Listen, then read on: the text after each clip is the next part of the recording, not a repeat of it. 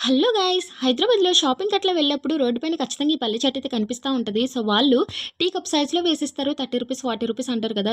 అదే రూ. 30 స్పెండ్ చేసి మనం ఇంట్లోనే ప్రిపేర్ చేసుకుంటే హ్యాపీగా ఫ్యామిలీ అంతా తినొచ్చనమాట. మరి ఈ పల్లి చట్నీ ఎలా ప్రిపేర్ చేయాలో చూసేద్దాం వచ్చేసేయండి. కుక్కర్‌లో మీకు ఎన్ని కావాలంటే అన్ని పల్లీలు వేసేసుకొని, సరిపడా వాటర్ వేసేసి, టేస్ట్‌కి సరిపడా సాల్ట్ కూడా వేసేసుకొని చక్కగా 4 విజిల్స్ రానివ్వండి.